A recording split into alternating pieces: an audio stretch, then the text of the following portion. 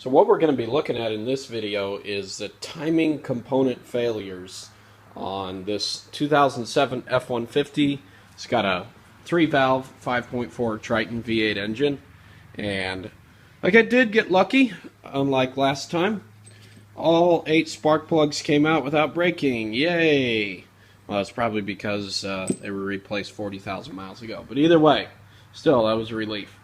But what this truck had originally had was no power, past 3,000 RPM, and it got worse and worse and worse. It got to the point where there was no power past 2,000 RPM. Misfired when under load, when the torque converter was locked.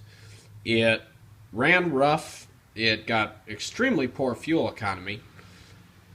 Check engine light for misfire codes. No cam timing codes or anything. But it just ran bad. We thought it was the spark plugs going out again. That turned out to not be the case, though. So I finally tore everything down, and as you saw in the last video, we had a lot of slack in this chain here on the driver's side. And surprisingly, there were no broken guides or anything. Where the broken guide was on the passenger side, and there wasn't any slack in it. So let's take a look over here, see what exactly broke. This is a guide for the passenger side. As you can see, this guide, I've got the new one in already, but here's the old guide. That's where it sits, right there. And you can see where it broke. See that right there? Just cracked. So, there we go. It's on its way to failing, so glad I just ordered everything. I thought about just getting the tensioners, and then I thought, you know what, while I'm in here, I'm just going to do everything. So that's getting replaced. You can see here on the tensioner guide, we've got some wear. Here's the crankshaft sprocket. We've got wear, as you can see there. Not much, but it's still worn. We've got the new crank sprocket on already, as you can see down there.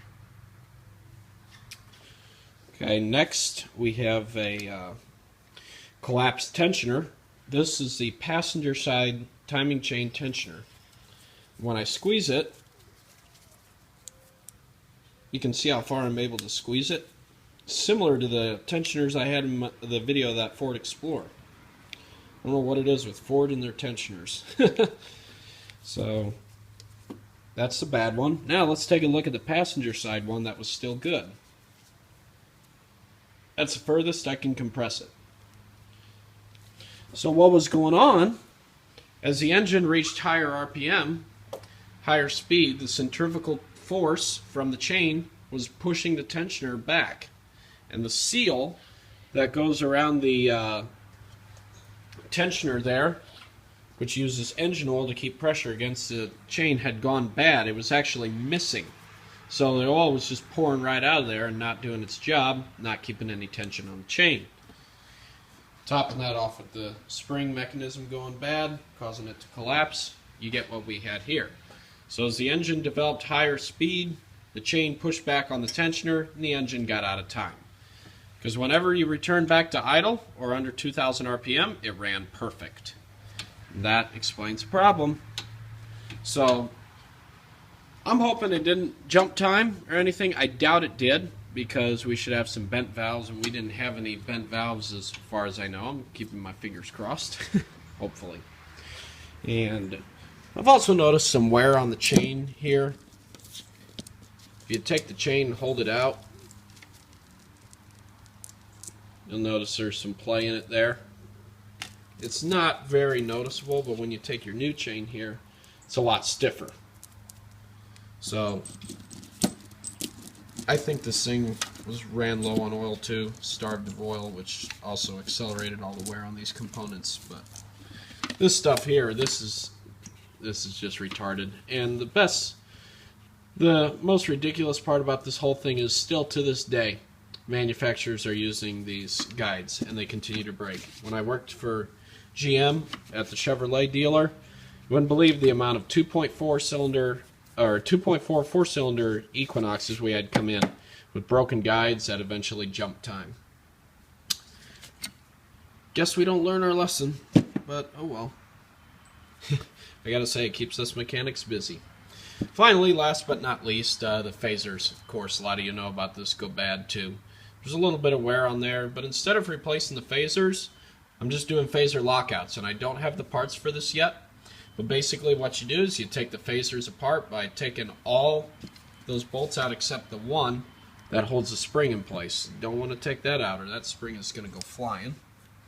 And you rotate this little cover here, and underneath there are the vanes that fill with oil to adjust the timing of the cams. There's lockout pieces that you can get. I got them from Livernois Motorsports. I'm waiting for the parts to come in still.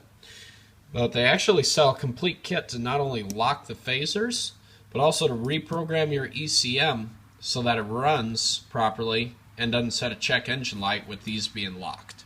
So that would go into the fully advanced position. They say you may notice a slight little drop in top end horsepower, but it's not very noticeable. And that also gets rid of the knocking noise that comes from these phasers. And if they fail, then your camshaft is completely out of time. There's little stops in there that eventually get worn out. So once I get the rest of my parts in, we'll continue here. But that's the areas of failure that I've found so far. Putting an air filter on it, changing his oil, doing everything else while we're at it here. Other than that, it's a shame because the truck doesn't leak anything. It runs great, 160,000 miles. Training's fine. He hasn't had any problems with it other than these darn spark plugs and this timing stuff. So it's a shame they still can't get this engine right, and then they ended up just discontinuing it. So better luck with the new ones, that's what I say.